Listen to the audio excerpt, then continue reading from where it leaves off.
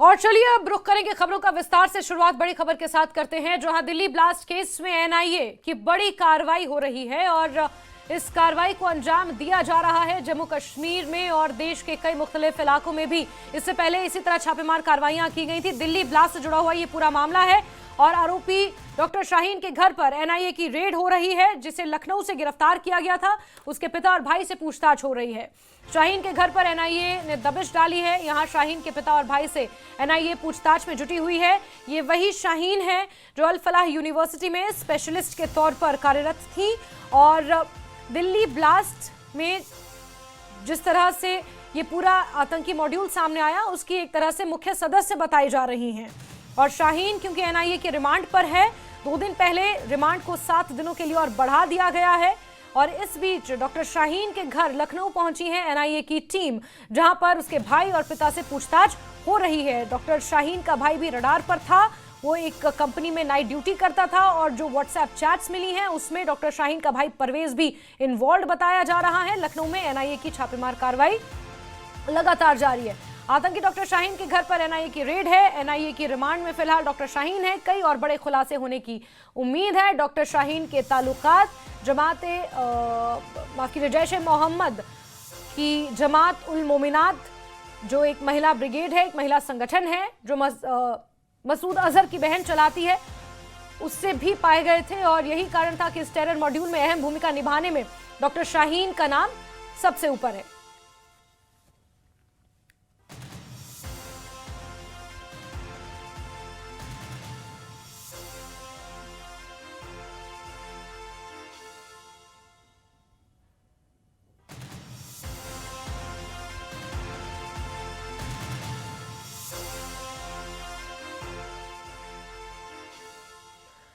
वहीं Delhi blast case से जुड़ी एक और बड़ी खबर आपको देते हैं। जम्मू कश्मीर में 8 जगहों पर एनआईए की रेड पड़ी है।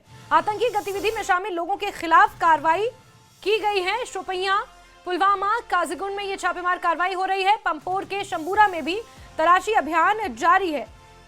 और जहां एक तरफ लखनऊ में डॉक्टर शाहीन के घर पर छापेमार कार्रवाई हुई है, भाई और पिता से पूछताछ चल रही है, तो वहीं जम्मू कश्मीर के खास तौर पर दक्षिण कश्मीर के मुख्तलिफ जगहों पर छापेमार कार्रवाई हो रही है। शोपियां, कुलगाम, काजीगुंड, ये वो तमाम इलाके हैं दक्षिण कश्मीर के जहां पर सुबह से ही एनआईए की टीम पहुंची हुई है और तलाशी ली जा रही है।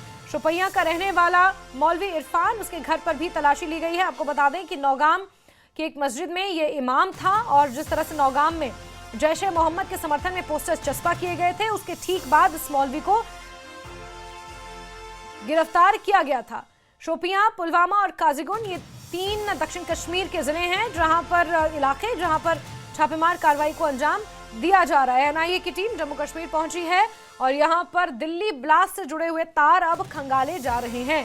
सुबह से ही छापेमार कार्रवाइयां जारी हैं। आतंकी ठिकानों पर छापेमार कार्रवाइयां जारी हैं। और शोपियां में मौलवी इरफान के घर पर एनआईए की रेड पड़ी है। दिल्ली ब्लास्ट में शामिल होने का उसके ऊपर आरोप है। मौलवी इरफान को गिरफ्तार पहले ही किया जा चुका है। गिरफ्तारी के बाद पहली बार उसके घर पर इस तरह से छापेमार कार्रवाई हो रही है। जम्मू कश्मीर के पुलवामा में भी एनआईए की छापेमार कार्रवाई हुई है।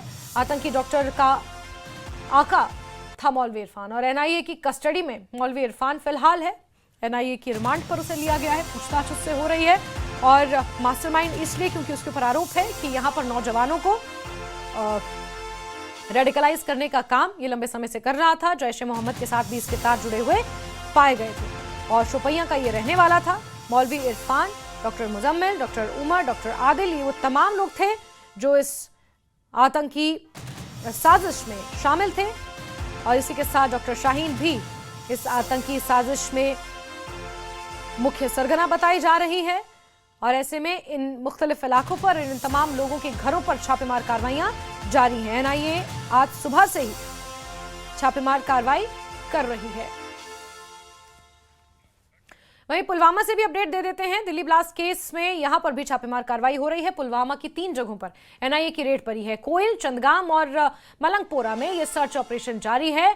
पुलवामा, जो कि एक वक्त में हॉटबेड ऑफ मिलिटेंसी कहा जाता था, और पूरा दक्षिण कश्मीर और इन दक्षिण कश्मीर के शोपियां, काजीगुंड, पुलवामा, ये वो तमाम इलाके हैं जहां पर छापेमार कार्रवाई हो रही है। एनआईए आज सुबह से ही छापेमार कार्रवाई में जुटी हुई है और संबूरा जो कि पुलवामा में एक इलाका है जहां से आतंक के तार जुड़े हुए बताए गए थे, ये तमाम इलाके जहां पर छापेमार कार्रवाइयां जारी हैं।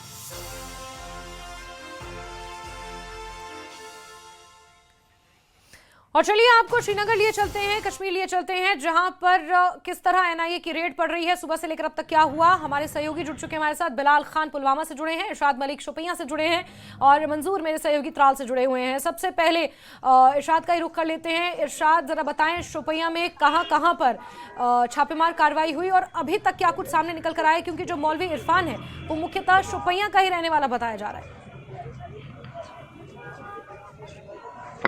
इरशाद।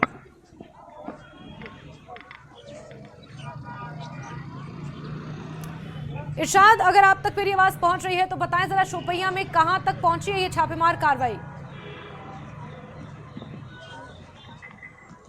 चलिए इरशाद से जुड़ते हैं, शायद मेरी आवाज नहीं पहुंच रही। बिलाल खान जुड़े हैं मेरे साथ। बिलाल, जरा बताएं सुबह से ही क्योंकि एनआईए छापेमार कार्रवाई को अंजाम दे रही है, अभी तक क्या कुछ डिटेल सामने निकल कर आई हैं? देखिए, अगर पुलवामा की बात करें तो पुलवामा में 3 मुकामात पर जो ये छापामार कार्रवाई जो एनआईए कर रही है, तो ये दिल्ली जो बम ब्लास्ट है उसके हवाले से जो पूछताछ है यहाँ पर चल रही है। 5 घंटे तक ये छापामार कार्रवाई और तलाशी कार्रवाई जो है ये पर अंजाम दी गई है। जो डॉक्टर मुजम्मिल है जो कि कोयल का रहने वाला है, उसके घर पर भी छापामार कार्रवाई अमल में लाई गई। तो पहले वहाँ जो तलाशी कार्रवाई घर की ली गई, साथ साथ जो रहने वाले हैं मुजम्मिल के जो लवाकीन हैं, वालिदैन हैं या बाकी लोग हैं, उनसे पूछताछ की गई। ऐसे ही डॉक्टर जो दूसरा है फैज़ान सोफ़ी है चंदगाम का, तो उसके घर पर भी छापामार कार्रवाई अमल में लाई गई है। तो तलाशी कार्रवाई तकरीबन 5 घंटे तक एनआईए की टीम है, खुसूसी टीम है जिनके साथ सीआरपी और जम्मू कश्मीर पुलिस की टीम भी थी। तो यहाँ पर अगर देखा जाए 5 घंटे तक यहाँ ये तलाशी कार्रवाई अमल में लाई गई और जो पूछताछ है इन लोगों से वो की जा रही है। यहाँ मैं ये भी बता चलूँ कि इस वक्त जो डॉक्टर मुजम्मिल और जो फैज़ान सोफ़ी है वो पहले ही एनआईए कस्टडी में दिल्ली में है। इस दिल्ली बम ब्लास्ट के हवाले से जो केस दर्ज है उस हवाले से एनआईए कस्टडी में है दोनों। तो साथ साथ में अगर मलंगपोरा की बात करें तो मलंगपोरा का एक ट्रक ड्राइवर है आमिर, उससे भी जो पूछताछ है और तलाशी कार्रवाई है वहाँ पर भी अमल में लाई गई है। तो तीनों मुकामात पर अगर देखा जाए 5 घंटे तक यहाँ पर सुबह से ही ये जो कार्रवाई है अमल में लाई गई थी और 5 घंटे के दौरान यहाँ पर जितने भी चीज़ें हैं वो खंगाली गई है। ताहम अभी तक इस हवाले से किसी की गिरफ्तारी अमल में नहीं लाई गई है, लेकिन अभी ये भी देखना होगा कि इलेक्ट्रॉनिक गैजेट या मोबाइल फ़ोन या दीगर सिम कार्ड ये कहीं जब्त नहीं हो। वो एनआईए की जो प्रेस नोट आएगा शाम वो देखने को मिलेगा, लेकिन अभी तक किसी की इसमें गिरफ्तारी अमल में नहीं लाई गई है। और 5 घंटे के बाद अगर देखा जाए जो पुलवामा में के 3 मुकामात पर जो छापामार कार्रवाइयाँ चल रही थी वो फिलहाल इख्तिताम पजीर हुई है। ठीक है, बिल्कुल। त्राल का रुख कर लेते हैं। मंजूर मेरे सहयोगी वहां से जुड़े हुए हैं। मंजूर, त्राल में जरा बताएं किस तरह की छापेमार कार्रवाइयां हो रही हैं, क्योंकि सुबह जो अपडेट लिया था अब तक क्या लोकेशंस को बदला गया है या फिर अभी भी एनआईए की टीम उन्हीं जगहों पर मौजूद है? मंजूर।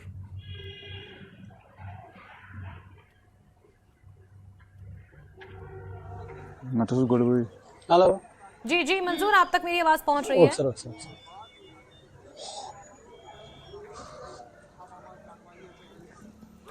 मंसूर, अगर आप तक मेरी आवाज पहुंच रही है तो बताएं जरा त्राल में कहां कहां छापेमार कार्रवाइयां फिलहाल हो रही हैं, क्योंकि सुबह से ही जारी है कार्रवाई।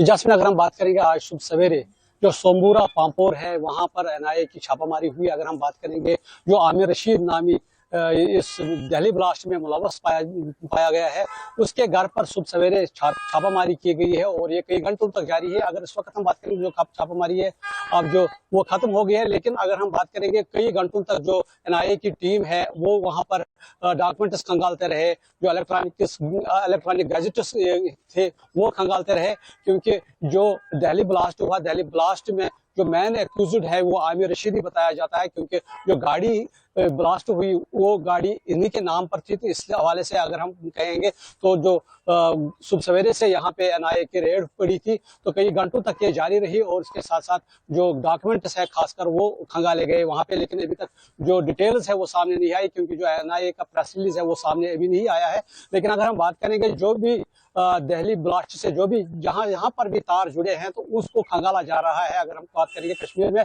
कई जगहों पर आज एनआईए की रेड है, ये देखा जा रहा है कि कहाँ से जो इसके तार है वो कनेक्ट है। खासकर अगर हम सोमबूरा की बात करेंगे, पांपोर की बात करेंगे तो जो जिस दिन दिल्ली ब्लास्ट हुआ था उसी दिन आमिर रशीद को पुलिस ने तलब किया था। उसके बाद उसे दिल्ली लिया गया था जहाँ एनआईए ने इसको एक्यूज्ड करार दिया। एनआईए ने की प्रेस नोट वहां से जारी हुई थी जिसमें ये कहा गया था यही मेन कल्प्रिट था जो इस ब्लास्ट में शामिल था। तो कुल मिलाकर देखेंगे जो एनआईए रेड से अब खत्म हो गई है, लेकिन अभी जो डिटेल्स है वो अभी सामने नहीं आई है। ठीक है मंजूर, आप लगातार हमारे साथ बने रहिए। इरशाद का रुख कर लेते हैं। इरशाद, जरा बताएं किस तरह शोपियां में छापेमार कार्रवाइयां हो रही हैं सुबह से ही, और बड़ी बात यह है कि जो मौलवी इरफान है वो मेनली शोपियां का ही रहने वाला है और वही मुख्य सरगना बताया जा रहा है, क्योंकि जो तालीम याफ्ता जितने भी वहां पर जनरेशन है, जितने भी लोग हैं, उन्हें रेडिकलाइज करने का जिम्मा इसके ऊपर था। और जैश ए मोहम्मद के साथ इसके लिंक बहुत पहले ही सामने आ चुके हैं, जब नौगाम में वो पोस्टर्स चस्पा किए गए थे जैश ए मोहम्मद के समर्थन में, सपोर्ट में। जैस्मिन, देखिए जैसे कि हम सब जानते हैं कि सिक्योरिटी एजेंसी के जो दावा किया था कि मौलवी इरफान जो है वो सबसे जो बड़ा इसमें कारीगर माना गया है, जिन्होंने शुरुआत की थी जो नौगाम श्रीनगर में जो नमाज पढ़ाते थे। तो सिक्योरिटी एजेंसी के अनुसार जो है मेन जो सरगन बताया गया था वो मौलवी इरफान ही है। मौलवी इरफान शोपियान के नादी गांव में रहता है और आज सुबह 6:30 बजे एनआईए ने उनके घर पे रेड डाली है और करीब 10 घंटे तक उनके परिजनों से बातचीत हुई एनआईए की तरफ से, क्योंकि एनआईए ने उनको अपनी तहवील में लिया। 18 अक्टूबर को उनको शोपियान के नादी गांव में गिरफ्तार किया गया था, तो पुलिस के वो तहवील में था। अब उनको एनआईए ने अपनी तहवील में लिया, तो कहीं ना कहीं कुछ ऐसे बयानात एनआईए के सामने आए हैं, तभी तो इतना बड़ा सर्च ऑपरेशन शोपियान में चलाया गया। उनके घर पे लगभग 10 घंटे तक छानबीन होती रही और उनके जो परिजनों से एनआईए पूछताछ कर रही थी और वहाँ से क्या कुछ बताया जाए, जैसे कि हमारे सूत्रों से जो खबर है कि वहाँ पे कुछ डॉक्यूमेंट्स वहाँ पे उठाए गए हैं, अपनी तहवील में लिए गए हैं। तो ऐसे में एनआईए ने अभी इस बात का खुलासा नहीं किया, क्योंकि करीब 1 महीने का ज़्यादा वक्त गुजर चुका है। क्योंकि इरफान मौलवी सिक्योरिटी एजेंसी के तहवील में था, तो आज पहली बार उसके बाद उनके घर पे छापा डाला गया। तो कहीं ना कहीं इस तरह के संदेश मिल रहे हैं कि इरफान मौलवी ने शायद जैसे कि छानबीन हो रही थी, कुछ ऐसे सबूतों का जिक्र किया होगा जिस वजह से आज उनके घर पे 6 बजे सुबह ये एनआईए की तरफ से रेड डाली गई। तो कुल मिलाकर अगर देखा जाएगा तो दक्षिणी कश्मीर के मुख्तलिफ इलाकों में ये रेड डाली गई है, चूँकि सबसे बड़ा सरगना जो सिक्योरिटी एजेंसी के अनुसार वो यही इरफान मौलवी था, जो वहाँ पे नमाज पढ़ा रहा था श्रीनगर के नौगाम में। और वहाँ पे उन्होंने जैश ए मोहम्मद जो आतंकवादी संगठन है उनके पोस्टर चस्पा किए थे। उसके बाद जो सिक्योरिटी एजेंसी ने उनको दबोच लिया, तो उसके बाद जो है तमाम डॉक्टर्स जो बड़े पढ़े लिखे हैं, एजुकेटेड डॉक्टर जो है, उनका नाम सामने आया और जिसके बाद इसको व्हाइट कॉलर टेररिज्म करार दिया गया। बिल्कुल बिल्कुल। बिलाल, मैं आपसे जानना चाहूंगी, क्योंकि दक्षिण Kashmir once upon a time it was known as the hot bed of militancy, और चाहे हम पुलवामा की बात कर लें या हम शोपियां की बात कर लें, कुलगाम की बात कर लें, काजीगुंड, ये पूरी बेल्ट है जहां पर मिलिटेंसी एक वक्त में चरम पर थी। लेकिन जैसे जैसे समय बीता एंड स्पेशली पोस्ट आर्टिकल 370 यहाँ पर चीजें काफी हद तक बदली। लेकिन क्या हम ये कह सकते हैं कि चीजों का बदलना सिर्फ एक इल्यूजन था, क्योंकि अंदर खाने तो बहुत कुछ चल रहा था। उसका सबूत यहां से मिला कि शोपियां का एक मौलवी नौगाम में बैठकर जैश ए मोहम्मद के साथ कांटेक्ट करता है, तालीम याफ्ता लोगों को, ऐसे लोगों को जो समाज में पढ़े लिखे हैं और एक तरह से एक सम्मानित प्रोफेशन के साथ जुड़े हैं, उन लोगों को रेडिकलाइज करने का काम कहीं अंडर द लेयर्स हो रहा था। अगर देखा जाए जो जम्मू कश्मीर का खासकर पुलवामा और ये काफ़ी हॉट बेड रहे हैं मिलिटेंसी के, और पुरतशद्दुद जो वाक़ात है इन दोनों अजला में काफ़ी देखने को मिले थे। लेकिन 2019 के बाद 5 अगस्त के बाद काफ़ी हालात में काफ़ी सुधार आया था, काफ़ी चेंजेस आए थी और हमने देखा था कि पुलवामा हो या शुपियान या त्राल में वो तिरंगा रैलीज़ का एहतमाम किया जाए। लेकिन एक दफ़ा अगर देखा जाए जो रेडिकलाइजेशन करने की कोशिश जो की जा रही थी, इन्हीं डिस्ट्रिक्टों में दोबारा कहीं ना कहीं कोशिश की जा रही है, चाहे वो पाकिस्तान की जानिब से कोई कोशिश की जा रही है मिलिटेंसी को दोबारा बढ़ावा देने के लिए। तो इसमें हमने यही देखा, चाहे शुपियान का मौलवी हो या फिर पुलवामा का डॉक्टर उमर हो या डॉक्टर मुजम्मिल हो, कोशिश ये भी रहती है कि इन नौजवानों को या इन रिलीजियस प्रीचर्स को दोबारा मिलिटेंसी की तरफ धकेला दिया जाए और बाकी लोगों को इसकी तरफ प्रभावित किया जाए, ताकि बाकी नौजवान जो है जो इस वक्त इस से काफ़ी दूर है उनको दोबारा इस फील्ड में लाने की कोशिश भी की जा रही है। ये भी एक पहल है कि वाइट कॉलर टेररिज्म को दोबारा पनपने की कोशिश यहाँ पर कश्मीर में की जा रही है। तो ये भी एक कोशिश है, चाहे पाकिस्तान या बाकी लोगों की है, ये इनकी कोशिश है कि दोबारा मिलिटेंसी को यहाँ पर जन्म दिया जाए और ऐसे नौजवानों को या ऐसे मौलवीज को सामने लाया जा रहा है जिनकी इमेज जो है वो बाकी पर पड़े। जी बिल्कुल। मंजूर, ज़रा आप ये बताएं एक बार कि इससे पहले भी इस तरह के वाक़यात सामने आए थे और यही कारण था कि यूएपीए के तहत जमात इस्लामी जैसे संगठनों को जम्मू कश्मीर में बैन किया गया, स्पेशली फॉर रेडिकलाइजिंग यूथ और रेडिकलाइजिंग वल्नरेबल सेक्शन जो सोसाइटी के थे। लेकिन अब एक बार फिर से कुछ सालों के बाद इसी तरह के मिले जुले मॉड्यूल्स सामने आ रहे हैं जो टारगेट कर रहे हैं ऐसे लोगों को जो समाज में प्रतिष्ठित है, जिनके ऊपर शक बहुत कम जा सकता है कि एक पढ़ा लिखा डॉक्टर कैसे रेडिकलाइज हो सकता है जो एमडी कर रहा है। ऐसे में एक बार फिर से इस बात का खुलासा हुआ है कि हम जो हथियारबंद आतंकवादी हैं उनसे तो निपट ही रहे हैं सीमा पर, लेकिन ये अंदर खाने इस तरह के मौलवी या इस तरह का कुछ पढ़ा लिखा सेक्शन ऑफ सोसाइटी, खास तौर पर दक्षिण कश्मीर का, वो रेडिकलाइज हो रहा है। ये कहीं ना कहीं एक चुनौती है। हाँ बिल्कुल, अगर हम बात करेंगे दफा 370 से पहले जो यहाँ पे हालात थे वो अलग थे, लेकिन आज हालात अलग हैं।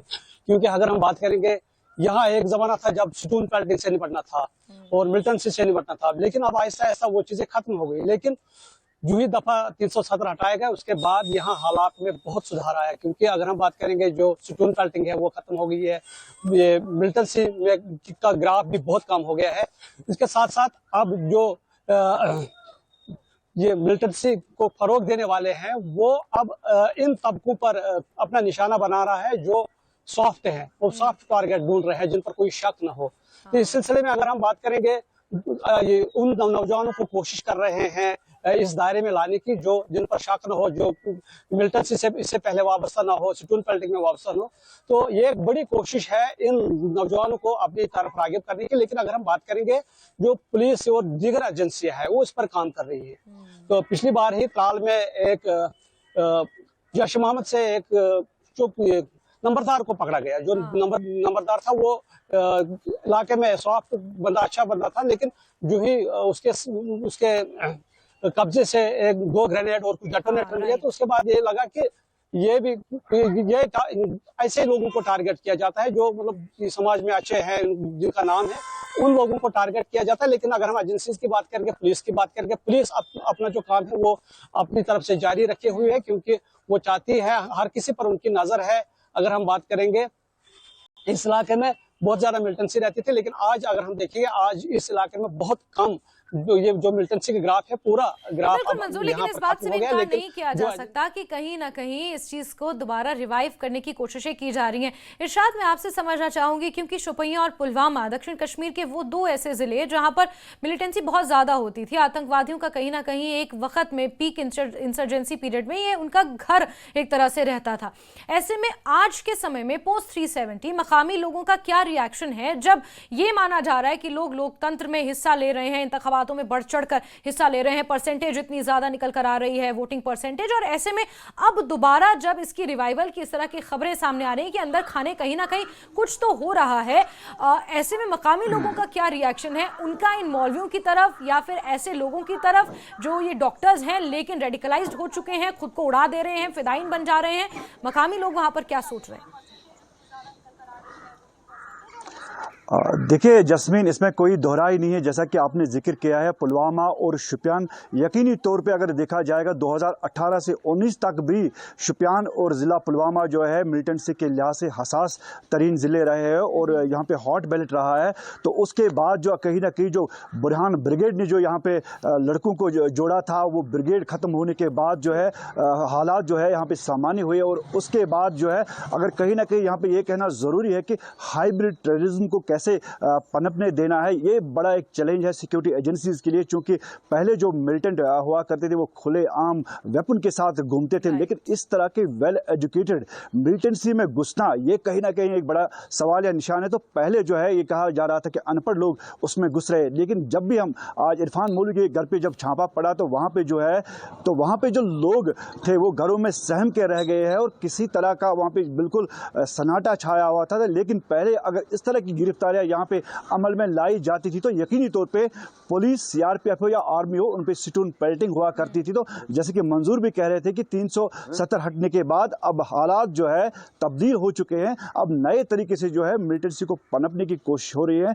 और आज इसी तनाजुर में जिस तरह के यानी कि दिल्ली धमाके के बाद जो है सक्रिय और ज़्यादा सख्त हुई है एनआईए, एसआई की टीम या पुलिस, जम्मू कश्मीर पुलिस और आर्मी और तमाम जो एजेंसीज है वो सक्रिय हुई है और लगातार इस चीज़ को देख रहे हैं और इसको मॉनिटर कर रहे हैं। आखिर ये तार जो है पूरे दक्षिणी कश्मीर से फिर एक बार जुड़ने शुरू हो गए, क्योंकि एक नाम जो है जो साउथ कश्मीर के दक्षिणी कश्मीर सबसे बड़ा की पॉइंट है, यही सबसे बड़ा की पॉइंट है इस जांच का कि दिल्ली ब्लास्ट के जो तार हैं वो सीधे सीधे कश्मीर और खास तौर पर दक्षिण कश्मीर से जुड़े हुए हैं। और दक्षिण कश्मीर किस तरह से आतंकवाद के लिए बदनाम था प्री 370 एरा या फिर पोस्ट 370 के बाद जो हालात बदले, उन हालातों में भी अगर अंदर खाने रेडिकलाइजेशन का धंधा यहां पर चलाया जा रहा है तो इस बात से भी इनकार नहीं किया जा सकता कि ये कहीं ना कहीं सुरक्षा एजेंसियों के लिए चैलेंज है। क्योंकि तालीम याफ्ता लोगों की पहचान करना, ऐसे लोगों की पहचान करना जो समाज में सम्मानित हैं और फिर इस पूरे नेटवर्क का भांडा फोड़ करना, ये एक अपने आप में बहुत बड़ा चैलेंज जांच एजेंसियों, खुफिया एजेंसियों, सुरक्षा एजेंसियों के लिए बना हुआ है। बहरहाल एनआईए की रेड लगातार जारी है। इरशाद, बिलाल और मंजूर, आप तीनों का बहुत बहुत शुक्रिया तमाम तफसीलात के लिए। और इसी के साथ बुलेटिन में फिलहाल के लिए बस इतना ही, लेकिन खबरों का सिलसिला यूं ही जारी है। बने रहिए न्यूज़ 18 JKLH के साथ।